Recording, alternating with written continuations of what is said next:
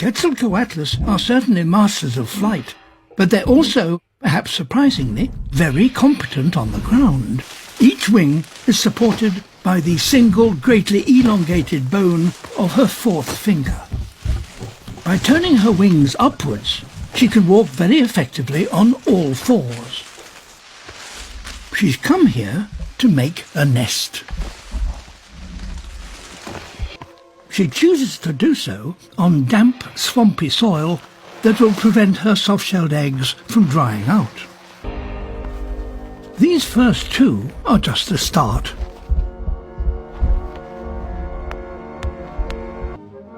For the next 3 weeks, she will guard the open nest.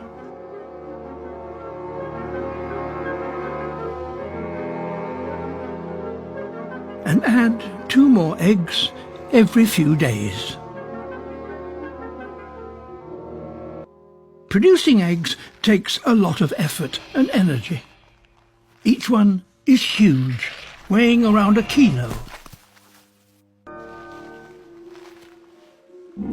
Eventually, she produces a clutch of 12 or so. She covers them with vegetation to conceal them.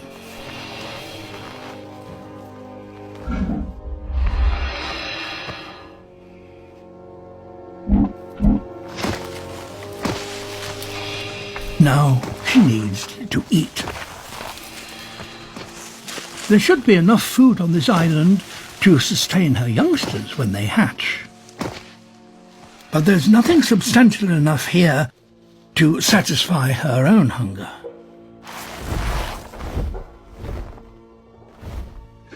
She must leave to hunt for prey elsewhere, and trust that the isolation of her nest will keep her unhatched young safe while she's away. She, too, is looking for a safe place to lay her eggs. And there may not be enough food here for 2 sets of giant nestlings. But there is a way to solve that problem.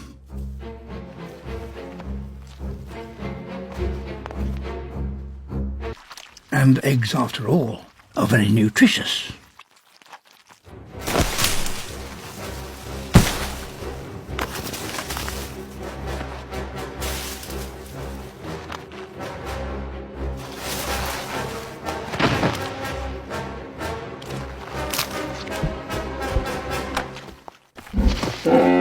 The owner of the nest is back.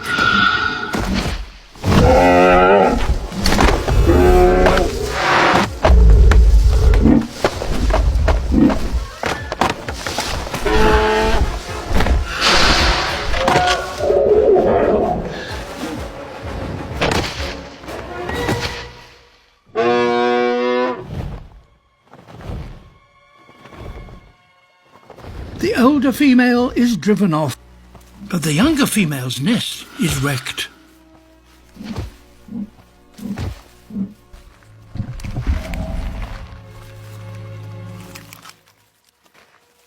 Out of the 12 eggs that she laid, only 3 have survived.